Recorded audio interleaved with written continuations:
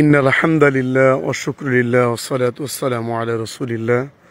দূর এবং প্রবাস থেকে, দেশ এবং প্রবাসী যারা যেখান থেকে এই মুহূর্তে আল-আরফা ফাহাজ কাফেলার পক্ষে আমার এই লাইভটি দেখতেছেন, সকলকে মোবারকবাদ জানাচ্ছি। আজকে এমন একটা জায়গায় এসেছি, আসলে আমার সৌদি আরব এ পর্যন্ত প্রায় 50 বার ভ্রমণ করার পরেও যে জায়গাতে আসতে পারি নাই, আল্লাহ সৌভাগ্য দেয় নাই। আজকে আল্লাহ তাআলা সেই জায়গাটাতে যাওয়ার সৌভাগ্য দান করেছেন। আজকে আমরা কাফেলার অল্প সংখ্যক কিছু ভাইদেরকে নিয়ে আজকে এমন একটা জায়গায় এসেছি, যে জায়গাটা হচ্ছে শুহাদায়ে বদর। শুহাদায়ে বদরের স্থানে আজকে এসেছি, যেটা ইসলামের প্রথম যুদ্ধ। রাসূল করিম সাল্লাল্লাহু আলাইহি ওয়াসাল্লাম যখন মক্কা থেকে মদিনায় হিজরত করেছেন, আল্লাহর হাবিব মদিনা আসার পরেও কাফেরদের অত্যাচার, কাফেরদের ষড়যন্ত্র বন্ধ হয় নাই। পরবর্তীতে মুসলমানদের উপরে বিভিন্নভাবে কাফেররা অপবাদ দেওয়া শুরু করলো, জুলুম অত্যাচার মদিনার মধ্যে তাদের চক্রান্ত, এখানেও তারা চক্রান্ত শুরু করে দিয়েছে। পক্ষান্তরে আল্লাহর হাবিব তখন বদরের যুদ্ধের জন্য উভয় পক্ষের সম্মতিক্রমে এই বদরের প্রান্তরে, বদর একটা জেলার নাম, এই বদরের প্রান্তরে এখানে সাহাবায়ে কেরামদেরকে নিয়ে মক্কা থেকে মদিনা আসলেন, বদরে আসলেন, মদিনা থেকে বদরে আসলেন। বদরে এসে আগের দিন রাসূল করিম সাল্লাল্লাহু আলাইহি সাল্লাম খুব চিন্তিত ছিলেন। এই কারণে চিন্তিত ছিলেন যে আমি এই ইসলামের প্রথম যুদ্ধ হচ্ছে বদরের যুদ্ধ, এই বদরের যুদ্ধে মাত্র মদিনায় আসলাম, মদিনার এখনো মানুষ ইসলামের মধ্যে প্রবেশ করেছে, কিন্তু তাদেরকে সে ইমানি জজবা এখনো তাদেরকে আমি করতে পারি না। এই মুহূর্তে মক্কার কাফেররা যে ষড়যন্ত্র করতেছে, আগামী দিন যুদ্ধ হবে, এই যুদ্ধে কে অংশগ্রহণ করবে, অথবা এই যুদ্ধে মক্কা থেকে যারা আসবে এবং যারা মক্কা থেকে আমার সাথে আগে মদিনা আসছে, তারা তো মদিনার আমার সঙ্গীরা মক্কার যে কাফেরদের সাথে যুদ্ধ করবে, ওই কাফেররা আমার সঙ্গীদের ভাই হবে, বাবা হবে, অথবা আত্মীয় স্বজন হবে, অথবা পিতা পুত্র যুদ্ধ করবে। এরকম ভয়, তারা কিভাবে যুদ্ধ করবে, পিতার কাঁধে কিভাবে তরোয়াল ধরবে, তারা কি পারবে? এবং ইসলামের প্রথম যুদ্ধ, এখানে আমার সবচাইতে ইসলামের একটা ইজ্জতের বিষয় হয়ে দাঁড়িয়েছে, আল্লাহ রাসূলের ইজ্জতের বিষয় হয়ে দাঁড়াইছে, তো আল্লাহ তাআলার নিজের ইজ্জতের বিষয়ে দাঁড়াইছে। এই যুদ্ধ যদি মুসলমানরা পরাজয় বরণ করে, তাহলে কি উপায় হবে? রাসূল করিম সাল্লাল্লাহু আলাইহি সাল্লাম এতে খুব ভীত সন্ত্রস্ত ছিলেন, ভয় পেয়েছিলেন।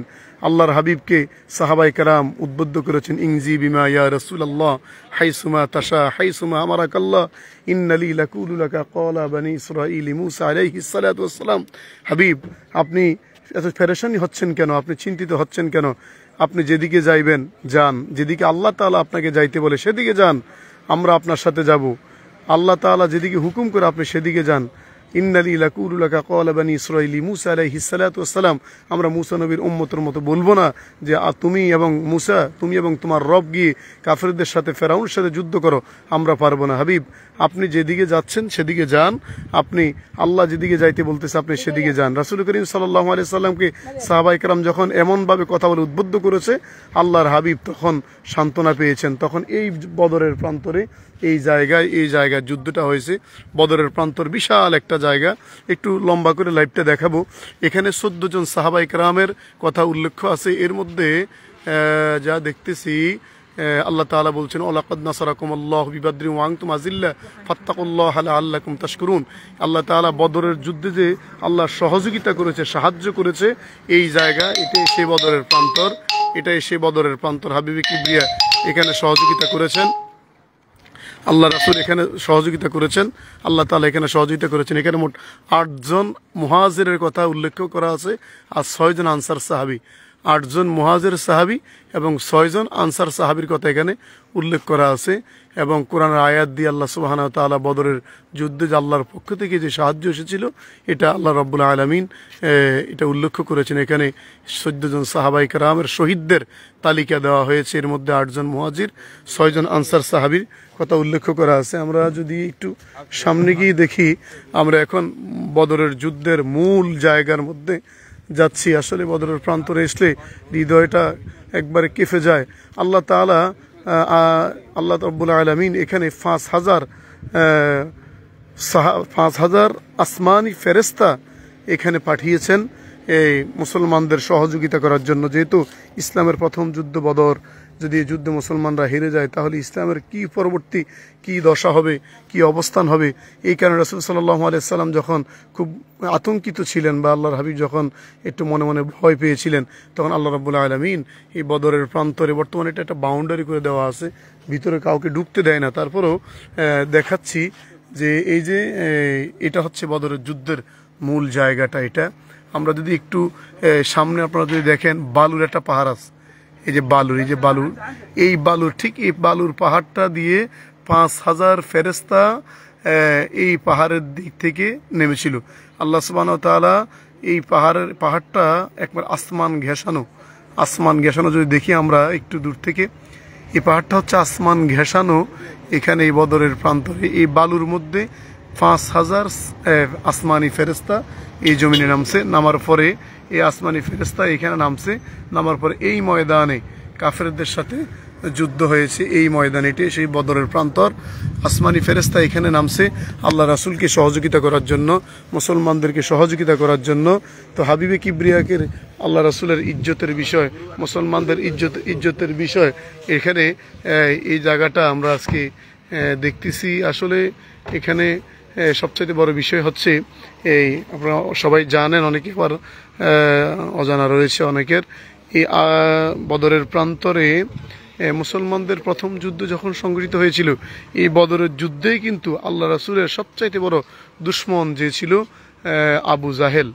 আবু জাহেলকে এই বদরের প্রান্তরেই দুইজন ছোট সাহাবী, সাহেল এবং সোহাইল, দুইজন সাহাবী এই প্রান্তরে এই জায়গায় আবু জাহেলকে হত্যা করেছে। এটা এখনো এই জায়গাটা দেখা যাচ্ছে। আমরা যদি দেখি, এই আবু জাহেলের এই যে প্রস্থানটা, এই বড় দুইটা পাথর এখানে আছে, দেখা যায় যে সামনে আঙ্গুল দিয়ে যদি দেখায়, আবু জাহেলের এইখানে আলাদা করে রাখছে, আর বাদ বাকি কাফেরদের কবর ওইখানে তাদেরকে দাফন করা হয়েছে, মানে তাদেরকে মাটি চেপে দেওয়া হয়েছে। আর আবার দেখাচ্ছি মূলত আসমান থেকে যে 5000 সাহাবী নামছে, আয়াতটা কি ভুলে গেছিলাম, মিনাল মালাইকাতি মুসাওয়ামিন। আল্লাহ তাআলা কোরআনে বলছেন যে আমি 5000 ফেরেশতা এখানে এই বদরের প্রান্তরে নাজিল করেছি। এই 5000 ফেরেশতা যে পাহাড় দিয়ে নামছে, এই পাহাড়টা হচ্ছে এই যে পাহাড়, এই সাদা পাহাড়টা, বালুর পাহাড়টা যদি দেখা যায় স্পষ্ট, এই বালুর পাহাড়টা আমরা ভিতরে ঢুকতে পারতেছি না, গভর্নমেন্ট এটা বন্ধ করে রাখছে। এই বালুর পাহাড়, অন্যদিক দিয়ে পাথর, কিন্তু শুধু এই বালুর পাহাড় দিয়ে 5000 ফেরেশতা আল্লাহ জমিনের মধ্যে নামাইছে, এবং এই পাহাড়টা আসমান ছুঁয়েছে, এখানে ঢালাওভাবে আসতেছে। ফেরেশতারা যে নামছে, এই জায়গাটা এখনো মাটি থেকে, পাথর থেকে বালু হয়ে গেছে। এই ফেরেশতা যে নামছে পাথর থেকে বালু হয়ে গেছে। আল্লাহর হাবিবের মহাব্বতে, আল্লাহ রাসূলের মহাব্বতে সাহাবায়ে কেরামদেরকে ইসলামকে জয়ী করার জন্য 5000 ফেরেশতা যে সহযোগিতা করেছিলেন আল্লাহর পক্ষ থেকে, তারা সৈন্য হিসেবে জমিনে আসছিলেন। এটা হচ্ছে সেই পাহাড়টা। আজকে আমরা সেই হৃদয় বিদারক জায়গা, মুসলমানদের বদরের যুদ্ধের প্রান্তর, এখানে উপস্থিত হয়েছি। আসলে মনটা খুব ভালো লাগতেছে যে বদরের যুদ্ধ, আমি কখনো এই বদরের যুদ্ধের ময়দানে আসতে পারি নাই। আল্লাহ তাআলা আজকে আমাদের আল আরাফা হজ কাফেলার ভাইদেরকে নিয়ে আজকে আসার তৌফিক দিয়েছেন।